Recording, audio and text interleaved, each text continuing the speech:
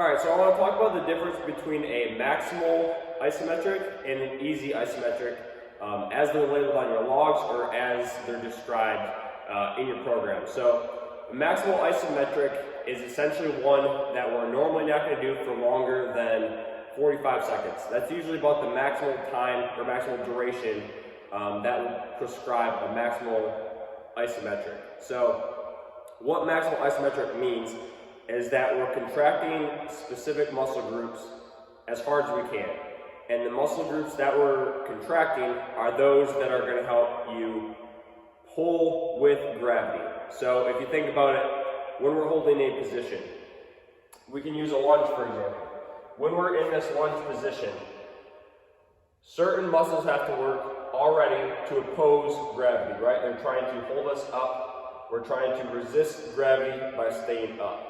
So when we're doing this maximal isometric, we're trying to activate the opposite muscles, because what that does is it helps the antagonist and agonistic muscles, which is essentially, you can think about it as anterior, posterior, right? The ones that are on opposite sides of each other. It's going to help those to alternately contract at very, very high speeds. This is actually as fast as they're going to be able to contract is when we're doing this maximal duration isometric. So we're training the muscles to be able to not only contract very quickly, but also to be able to relax very quickly, which is very important for athletic performance. So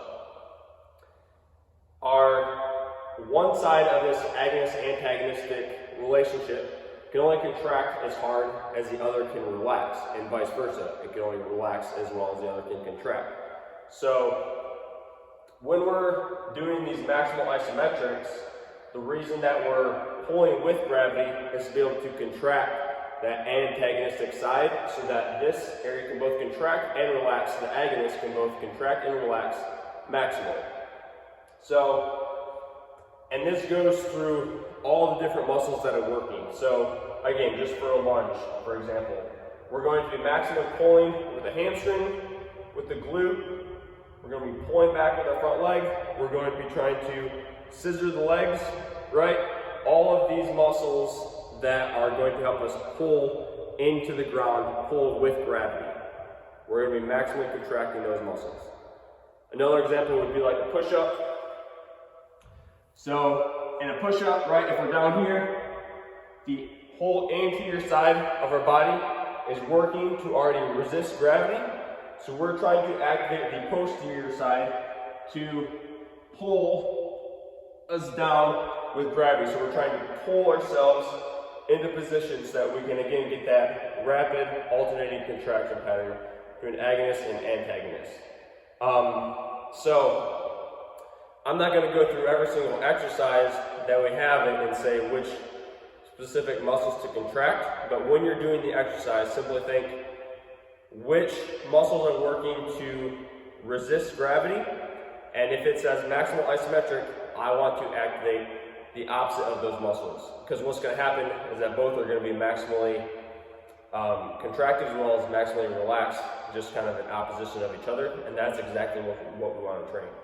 The one exercise that is a little bit different is the hang. So there's a couple different ways that we can do the hang. If we're doing a maximal isometric, we actually want to be pressing ourselves away from the bar. Because if you think about it, in order to resist gravity, we have to pull this way. Even if we're just hanging, the direction that we're applying force is this way. So in order to work with gravity now, we want to try to press away from the bar and pull ourselves down away from the bar with our whole body. So again, just keep that in mind. When it says maximal isometric, is what we're trying to do is activate the muscles that are working with gravity. So that's maximal isometrics. For the easy isometrics, they're a little bit simpler. All we're doing is getting into the specific position or the specific exercise that's prescribed, and then all we're doing is resisting gravity. So these are the ones that we're going to use for anywhere from 3 to 5 minutes. These are the ones that we're going to kind of challenge that duration and see how long we can go. So again, going back to the lunge example, whereas with maximal isometric, we're pulling with very specific muscles. If we're doing an easy isometric, and the name's kind of they're definitely not going to be easy. But if we're doing an easy isometric, we're just in this position and we're trying to resist gravity. So I'm not maximally pulling with anything. I'm just sitting here trying to resist gravity. Same thing as if we were doing a push-up, here, down. I'm not pulling into position. I'm just trying to resist gravity from my chest hitting the ground. Now, the one other thing that I will mention is that the breathing is going to be different on both of these two variations. So on the maximal isometrics, you're probably going to take a Valsalva breath or something like that. So a Valsalva breath, if you're not familiar, is like if you're trying to max contract, you're going, right, it's a breath in, you kind of hold, contract, let it go, hold, or breathe in, hold, and then go again. That's probably the pattern that's going to take place when we're doing the maximal isometrics. That's good. We want you to be in a sympathetic state. We want you to kind of get into the exercise and try to go as hard as you can. With the easy isometrics, what we're trying to do is go for as long as we can, right? So the breathing for the easy isometrics, we want to help us put into a more parasympathetic state. So actually, what I would advise using during these easy isometrics is a series where you go in for 4, out for 8 seconds, and then it's only through the nose. So if I go in through the nose, it's right, that's max inhale, and then out for 8, so it's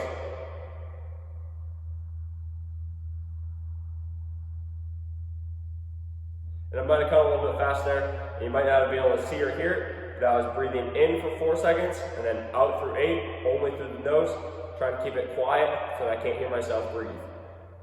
Okay, so that's the breathing that I would recommend using during the easy isometrics.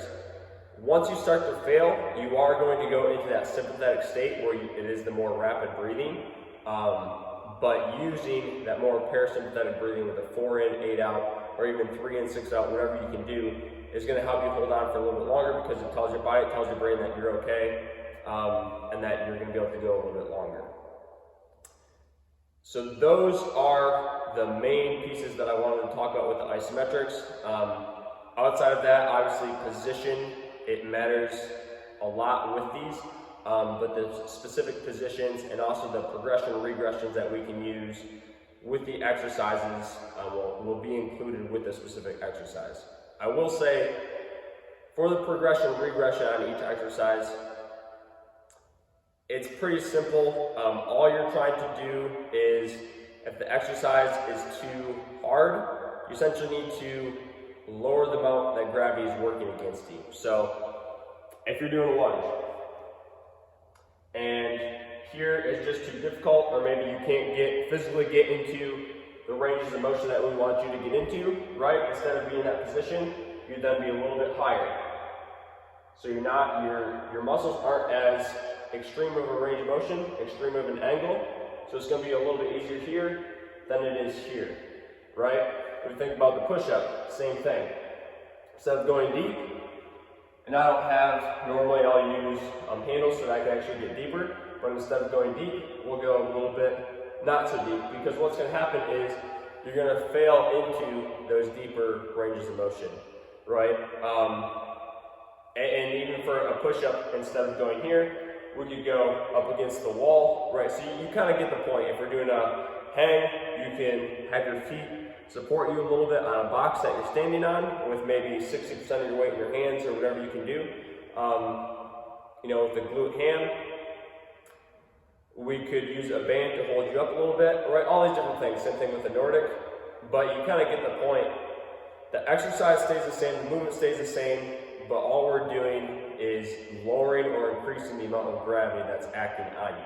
Because we can also add weight if it's too easy at the end range of motion to make it harder, right? So that's just a little word on progression, regression.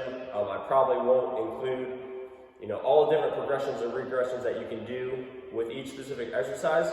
Just know that when you're doing these, to make it easier, lower the amount of gravity that's working on you to make it harder, increase the amount of gravity that's working against you, and that's going to be deepest range of motion. And if you get to the point where that's too easy, then it's going to be adding external weight.